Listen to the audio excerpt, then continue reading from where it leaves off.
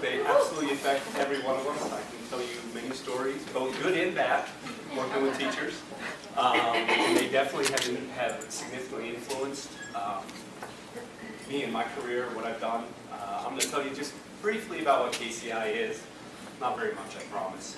I'm going to talk a little bit about mentoring, how I mentor folks. I've managed a professional engineer training program, so getting kids straight out of college. Kind of go through a process that I went through, getting them up to speed, and then talk about the future. We have some really cool stuff. We have some drones and some things that we're doing. I'm going to talk about autonomous vehicles. There's a lot of things happening in this industry, and I'm telling you, it's going to drive the future. The things that the high school students now will be knee-deep into this stuff. So there's some really interesting stuff going on. So, again, my name's Randell Prescott. I'm what's called the Florida Practice Leader at KCI for construction management. So basically, I manage construction projects for owners. KCI is a pretty diverse organization. We have a lot of engineers, scientists, technologists, environmentalists. The list goes on and on. We're about 1,400 people. We have 36 offices across the country. We're ranked 77th by ENR Construction, Engineering News Record. And our corporate office is actually in Maryland. I was out there yesterday, actually talking to somebody about autonomous vehicles, believe it or not. It was a pretty interesting conversation with a company that does what they call micro-manufacturing. So they manufacture small lots of things to get them out to the market. So it was a really interesting conversation. KCI is a great company. I've only actually been working for them for about a year.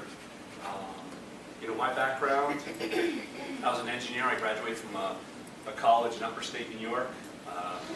Through my career, I started growing and trying to figure out what I was going to do. I will tell you, I was lost when I first got into my job, my career. What is it that I wanted to do? It's kind of why my interest steered towards mentorship.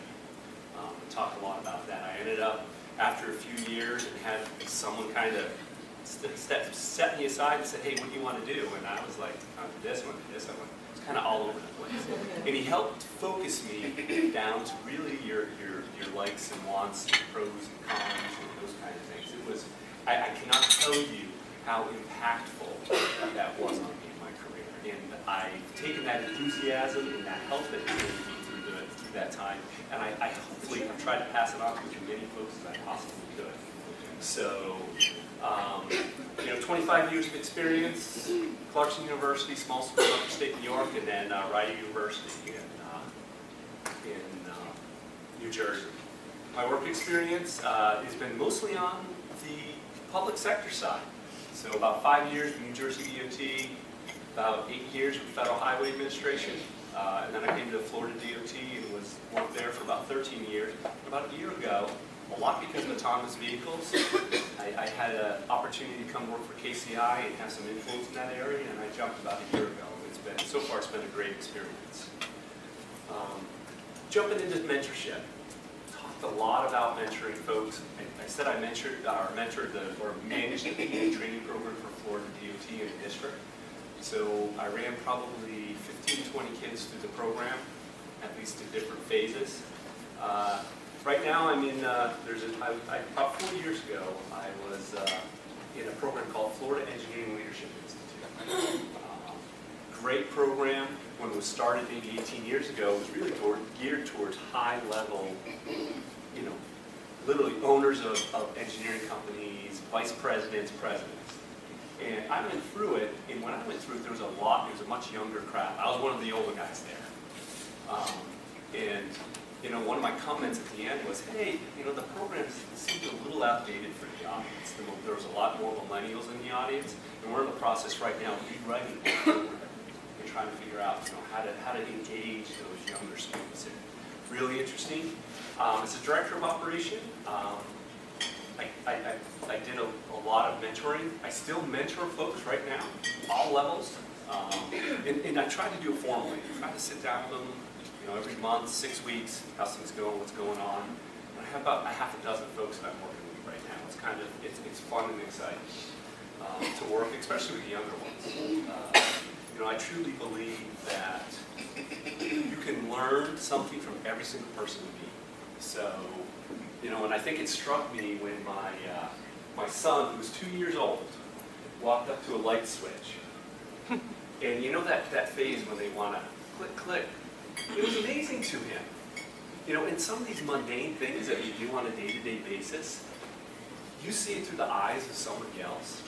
And I'm telling you, it was so enlightening for me that I'm like, you know what, I have to keep this perspective, and I remind myself all the time. I believe you can learn something from every single person you meet. I try to learn something from every single person I meet. And also, hopefully I teach something about, the whole point of our interaction is, you're teaching and you're learning all the time. So part of mentorship, some of the things that we talk about is, when I get these kids, they're out of school, the millennials, they want everything. They think they should be the vice president in 4 years, okay? And, some of them have the capability. These kids are smart, wonderful kids coming out, but they have these lofty, lofty goals, but they have no idea how they're going to achieve them. And when you start asking them, well, what do you like? What do you want to do? Well, I don't know. I want to try it all. Well, it's really hard when you're trying to bring somebody up, because this mentorship program, especially the professional engineer training program, it's really meant to bring the leaders of an organization. It's meant to have bring these kids in, and hopefully in 20 years they're going to be leaders. They struggle with what they want to do. So I used to sit down with all of them, and I always start with, what do you like, what don't you like? And really, and it's some basic questions. What do you like to do? What are your hobbies? Do what gets you excited in the morning? What do you do on your free time? Ask them those things. Also, they also know what they don't like. These kids will tell you what they don't like very quickly, which is wonderful, wonderful. So we go through this process. I usually ask them, after we've had a long conversation, first meeting is an hour and a half long, I usually ask them then to take it back, come back to me, write it's all down in a pro and con sheet. It's pretty simple. And then when they come back to me, I do something a little different. I actually start with my long-term goal. I ask them what their long-term goal is. And there's this philosophy out there that says, write your eulogy. Where do you want to be? What do you want your eulogy to say? So trying to get these kids to really focus on, hey, I want to be here. I know it sounds odd. I know it sounds odd. It is a little bit morbid. But what do you want people to say about you when you're gone? There's this philosophy that says you learn, earn, and you return. So, and it's kind of a neat philosophy. And I'm definitely, I think, in my earning years still. At least I hope. My wife might disagree. And then I hope, I really hope to get into that return phase, because if you ask me what I'm proudest about the most in my job, my career, what I've done in my life, I've done some really cool projects. I've been involved in some really neat things. I'm not going to tell you about the people. I'm going to tell you about the impact that I've had on people. And I'll be honest, I have some major screw-ups out there, but I'm very proud about some of the things that I've gotten folks to be able to do. I've gone through this process with quite a few people. I've gotten 40-year-olds to go back to an engineering degree. That individual actually got his engineering degree, got his experience, passed his PE, and is working as an engineer today. At 40, I think he was 41 when I talked to him. So it's never too late. So it's odd, but I usually start with that long-term goal. Where do you want to see? Where do you want to be? How do you see yourself as? Do you want to be a VP? And people get stressed over this. I stress these kids out so much when they come to talk to me, because they're like, what? You want me to decide? None of this stuff it's not locked in stone. As you go, as you mature, as you age, you might say, no, I don't want that. I don't want to be that VP. I don't want to deal with that stuff. But let's talk about, your long-term goal first. And then, once we decide where you want to be, I start with, okay, now where you right now in your career? What do you want to do? What projects do you want to be involved in? Who do you want to interact with? What skills do you truly need to get to that next level? And then we talk about, midterm goals, okay? What is your midterm goal?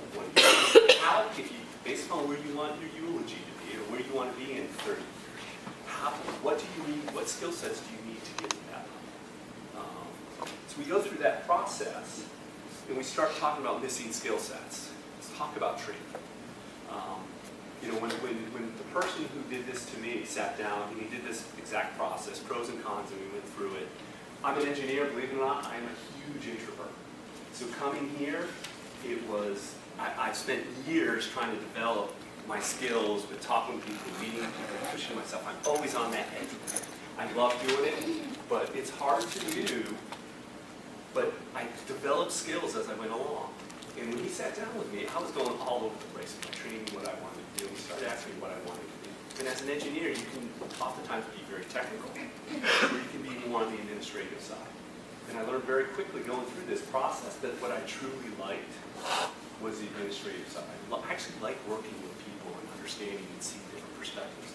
Because of that, I said, hey, how do I, in the long term, I want to manage my own office as a midterm goal. You know, I wanted to be a high-level executive in a company, in an organization. And one of the things that I thought might set me apart is getting an MBA. So I went back to school to get an MBA. Those are the things I kind of go, the process I walk through students with. Gotten a lot of kids to go back and gone through that exact process. Some of them are, you know, they come out of school, and these kids are very smart. They want to jump right into an engineering program. They want a master's in engineering, which is great. But there's dozens of different engineering programs and masters. Which one do you want to pick? You know, don't pick something that's not going to add value to your career to where you want to be. That's kind of why I focus on those kind of things.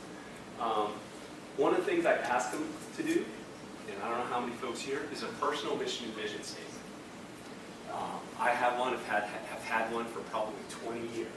I write, it's tweaked a little bit over the years, but it's amazing. I revisit it every year, and I actually sit down whenever there's an opportunity. Like a year ago, I sat down with my mission and vision statement and said, okay, does this meet what I want to do? Is this in my mission and vision, what I really see myself doing? And it matched, so I took the opportunity. But it's very helpful for, you know, just kind of understanding where you are, who you are, what you are. And these kids struggle through this process sometimes. We all do, but it's a great process. And I mentioned this next one. This is really interesting. You guys are all educators. I thought you might be interested. Do folks know the 4 stages of learning? A lot of you folks understand. I mean, obviously this is the educational side. This is really interesting to me. And it's helped me a lot, and we'll talk about it a little bit more when it comes to autonomous vehicles. But real quick, 4 stages of learning. Unconscious incompetence. How many people have teenagers? How many have had to teach them to drive? Has anybody had to teach your kids to drive? Yeah. Okay, you understand this process. So when I talk about the 4 stages of learning, it's a great way to do it. Unconscious incompetence. When you start teaching a teenager how to drive, they have absolutely no idea how bad they are. Okay? They do not have enough knowledge to even know they're not good at this. Okay? So you get to that unconscious incompetence. They just literally don't know. The next stage is conscious incompetence, which means now I have enough knowledge to know that I really stink at this. Okay? That's that next stage. Okay? So you're starting to do it. When you get to conscious competence, now you start to get at that point where, okay, I have the skill sets, but I still have to think about it.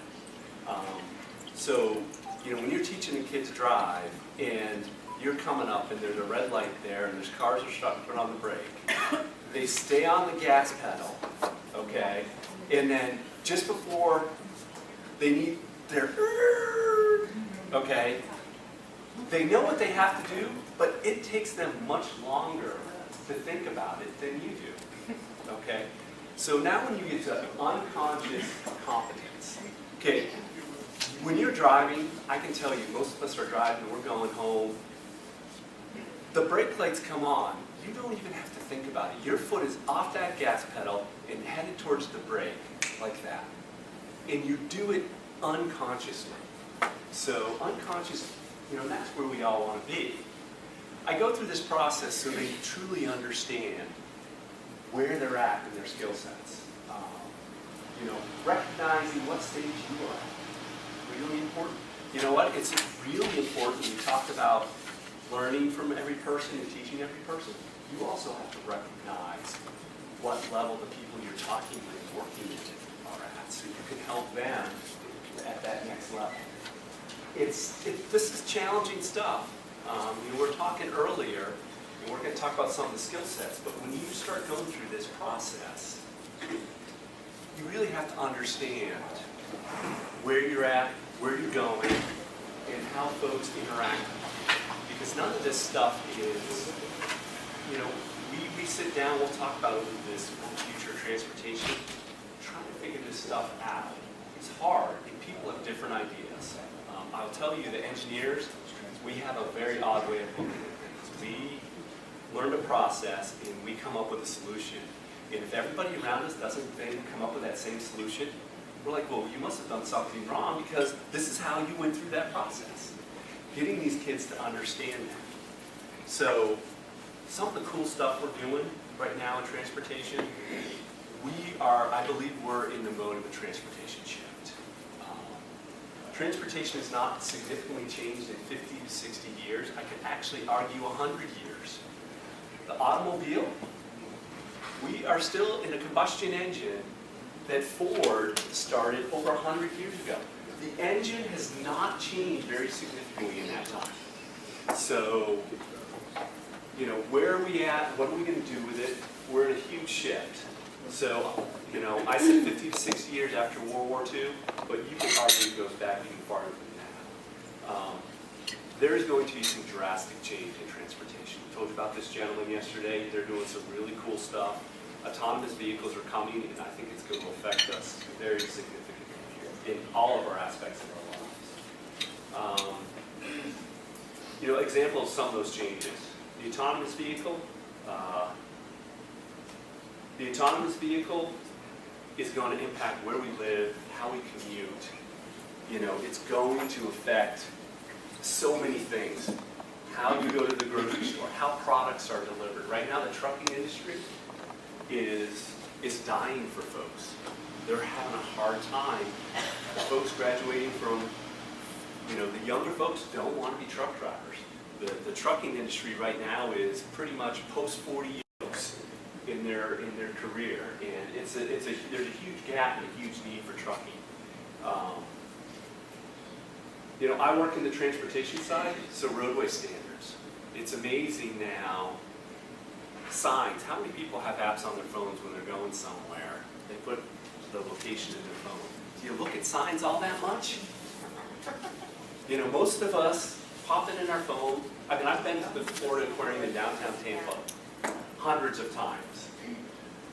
When I was coming to the Florida Aquarium and I was leaving the meeting I was coming out of, guess what I did? Typed in Florida Aquarium and I put it on my phone. I use Waze. It's nice because it tells you where the law enforcement officers are. But, it's going to change the signing, how we design the roadways. Right now, you're in a roadway, it goes like this, okay? And that's not necessarily a bad thing for the road itself, but when you have autonomous vehicles, and they get in it, they're in that same path over and over and over and over again. They're not leaving 2, 3, 4 feet in a lane. They're in that same path. What's that going to do to the roadway? How does that impact the roadway? Trucks. There's so many things that this will impact. And I talked about autonomous vehicles. Obviously, I'm on the transportation side, but it's a much bigger picture. Smart cities. Obviously, a lot of you folks are in the Tampa area. Vinnick, we're in the Vinnick room. He's doing some really interesting things in the downtown area. He is very interested in smart cities. What does that mean? What does that look like? I don't know if anybody's had the opportunity to hear him speak. He will tell you the 3 most important things that he needs are transportation, transportation, and transportation. Okay? In order to make what he wants to do in this downtown area, he wants transportation. Some of the discussions with him have been the parking garage right across the street, the parking garage next to the arena. You know what? If you have autonomous vehicles, you can have somebody come up, drop you off right at the front of the door, and tell your car to go park itself, and you can park it wherever. You get out of it, it'll probably be on your phone, you hit a button, and your car's going to swing around and pick you up. You know, those kind of things are coming. They're not that far away, believe it or not. I know, folks, I'm telling you, it's coming quick. You know, we'll talk about some of the stuff. What does mass transit do? How is it going to impact mass transit? You know, because right now, when you're in an industry and there's a paradigm shift, what's it going to look like? What does 20 years look like? And we've been designing and building roadways the same way. Adding more lanes, I'm telling you, it's not going to fix our problem. So what do you do? How do we start to develop that 20 years from now? You know, advertising stuff, you're going to have a captive audience of advertising.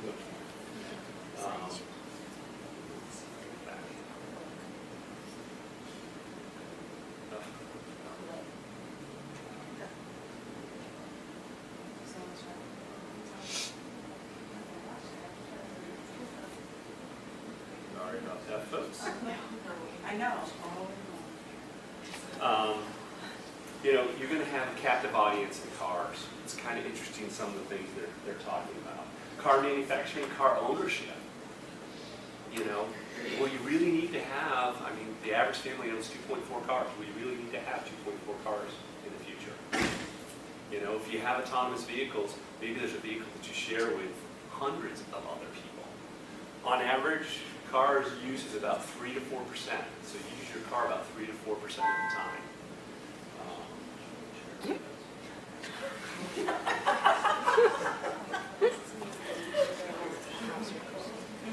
Risk management.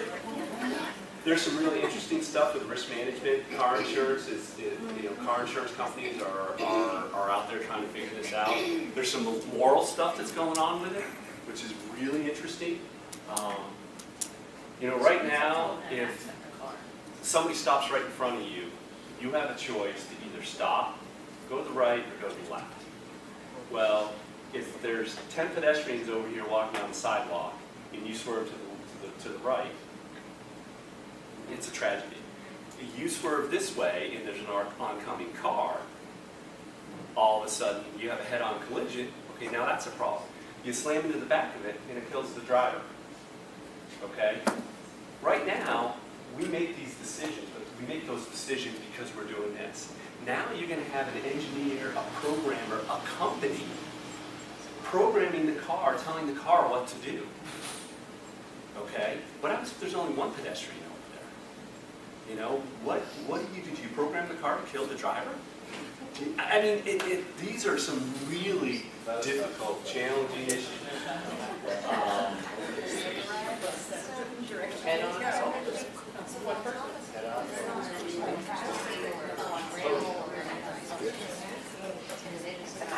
Okay, just go.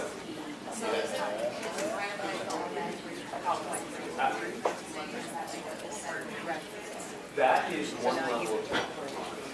You know, you have automated cruise control. You have cars that stop. You have warning systems that will tell you there's a lane. You start to move over to a lane, and you're departing from the lane, and the car over there. You know, that a lot of that stuff is.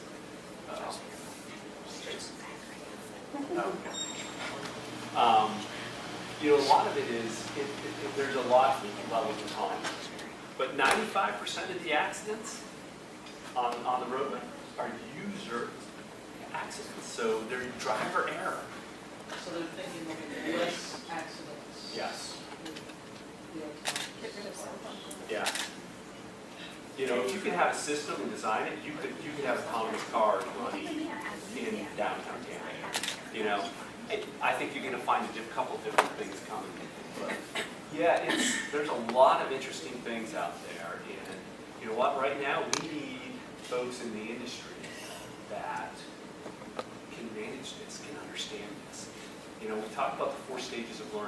Right now, we're at that first stage where we don't know what we don't know.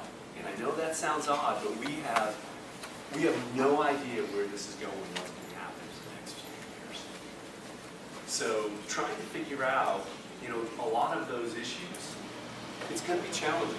And this younger generation, from a societal perspective, how do you manage it? What do you do with it? How do you say, I'm going to save 100 folks over here in this group, but 5 people over here are going to die because of what we do. We do this all the time as engineers. I make safety decisions all the time in my career. But now you're actually going to program something that's going to be black and white. This is what's going to happen. So there's some really interesting things going on and how this is going to affect what we do and how we do it. So preparing for this shift, this is where you guys are at. What skills are we going to need? I got to listen to a gentleman from Google who is there. Google has these think tanks. He heads up the think tanks. And one of the statistics he talks about is that for a college student as a freshman going into college, 60% of the positions that they're going to be applying for when they graduate don't even exist yet. 60%. Okay, and he will tell you it's upwards of 80%. In the technology industry, it could be upwards of 90%.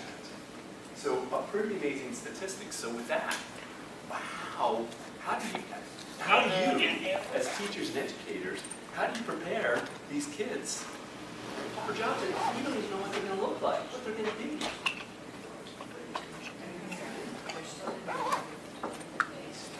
There you go. Surveying LiDAR. There's some really cool stuff, and I had a program. So this is a drone. There's helicopters on it. We're using this all the time. Engineering has been a two-dimensional world. So when you design something, it's pretty much been in 2 dimensions. And then it goes out in the field, and contractors build it in 3 dimensions. Well, we're starting to do things in 3-dimensional design side. Contractors actually have machines.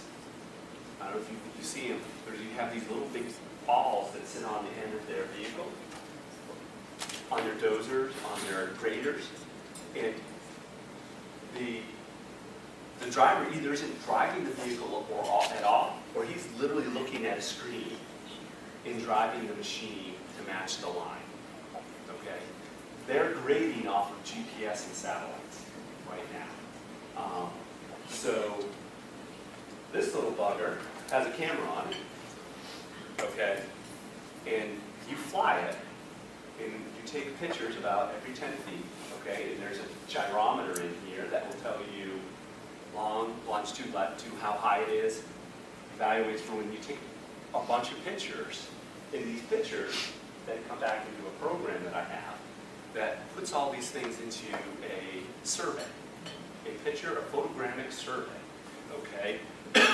Now, depending on how high and what the resolution, this is actually our smaller unit. The number of pixels in the camera make a big difference. We have a bigger camera and a much larger unit that will take much higher resolution. You get much higher details. We can get stuff down to about 4/100ths in accuracy, which is really cool stuff. But, who ever thought that learning video games was going to be a skill set required in the industry? So 3D LiDAR, which is basically lasers, lights, sends a light down, comes up. 3D design applications are huge.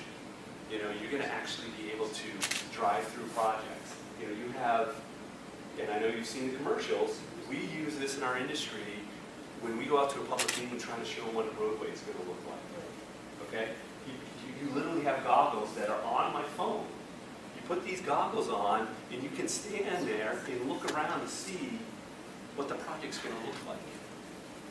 So there's a lot of interesting things. And what's cool about this stuff is you can drive a roadway. You can see how it feels. You can see what signing you might need. How does it look? How does it do things? There's a lot of neat things going on with 3D design applications. Data storage communication. Wow. The number of points in the data that we are collecting right now is astronomical. There's going to be, and as we progress, the number of data points and the data, the amount of data that's in the cloud right now, and how it's mind-blowing. How's that going to be stored? What's that going to look like? I think there'll be some innovation in this area. Engineer versus computer sciences. I'm an engineer. Our industry is very engineering related. We're struggling right now to attract engineers in our industry. It's a huge problem for us right now. A lot of these kids don't want to be an engineer. They love the computer science. They love those kind of aspects. But I think we need, as an industry, we need to be more creative and look at a broader scope of folks rather than just pure engineers. Skill sets needed.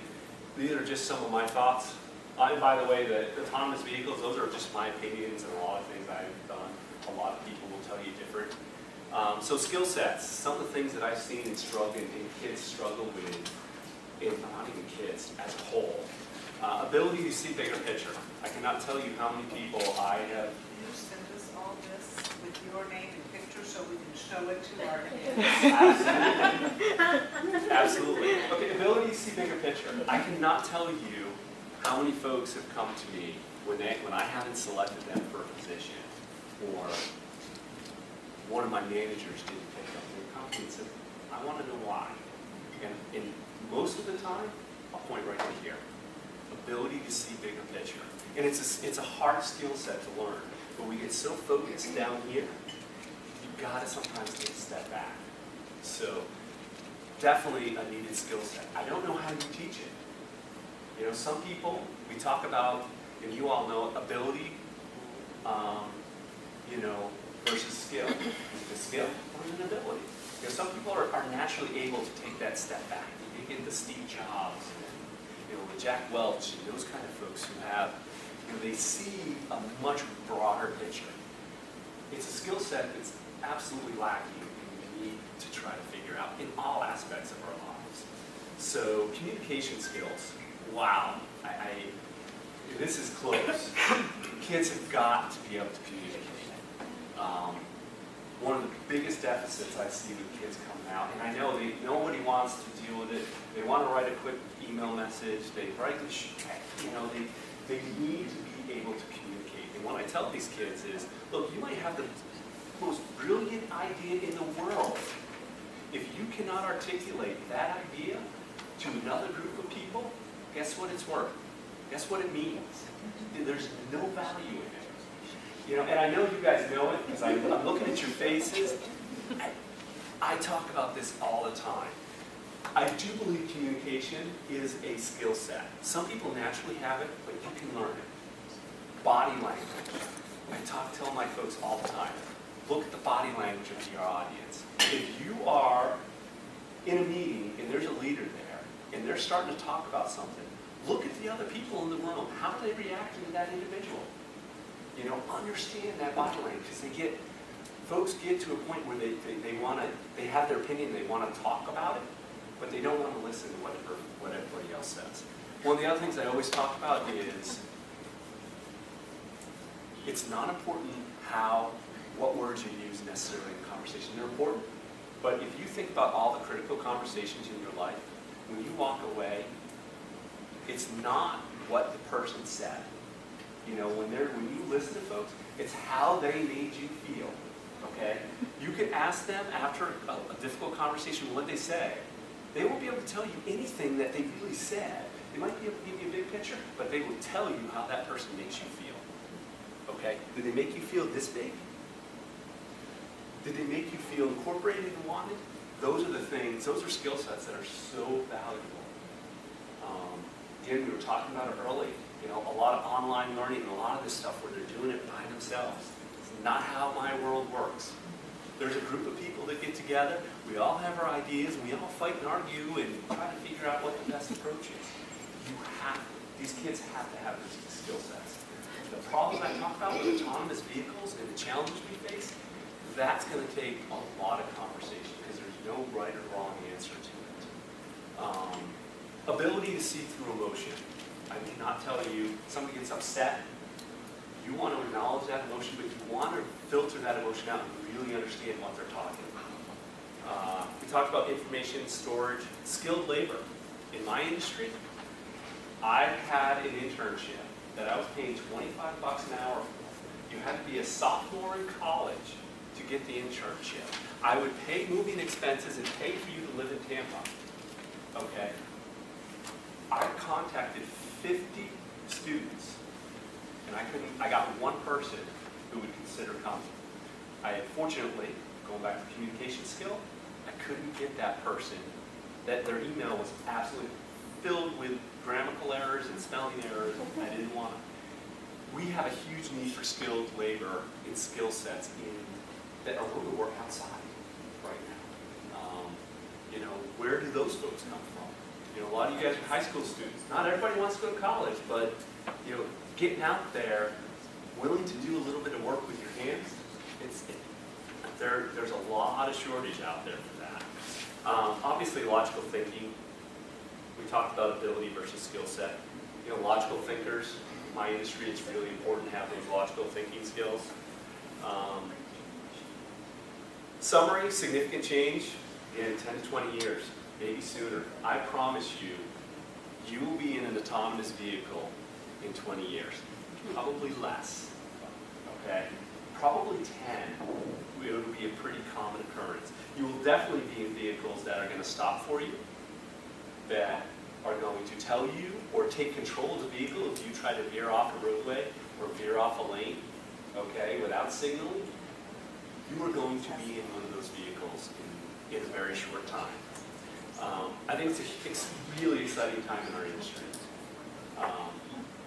It's going to be really different. We obviously have a huge need for technical talent. How do we get these kids involved in STEM? How do we get them enthusiastic about it? What do we got to do to get them coming out of these schools and classes, willing to go to college in these areas? You all probably know this much better than me. I have no idea. How do you really get them excited about this stuff? I get that you mentioned it, that, hey, they're a geek and those kind of things. I love geeks. I love them. Bring me the geeks. The neat thing for the kids that you're working with right now, they'll be on the ground floor of this stuff. In this presentation yesterday, there were very few young folks. We should have brought more young folks in to see what this is, to get them excited about it. But we're trying to figure out as an industry, as a company, where are we going? What's it going to look like? Where do you, if I had my crystal ball, I'd definitely be laying some money on some stocks. But it's an exciting time for me. Teachers are so critical and so important for what we're doing. And these kids coming out of school, you can have such an impact on them. So thank you for what you do. I don't think you all get paid enough for it. Here's my contact information and my phone number, my email. Call me if there's something I can do for you. We have some programs that we can reach out to high schools. I'm part of a Florida Engineering Society. If you are interested in folks, let me know. We might be able to get some folks coming into class and talk about this stuff. Have you contacted the school districts directly? Because I know in Pasco County we have middle schools and a select few high schools that have engineering academies that have Project Leadway and STEM programs. I have not, personally. When I was over in Polk County, I did. Yeah, because right now they are looking to grow. Okay. Those partnerships are so important. I get it. And you know what? They're out there. It's just you gotta match some folks up. You gotta match some folks up. I'm in a middle school project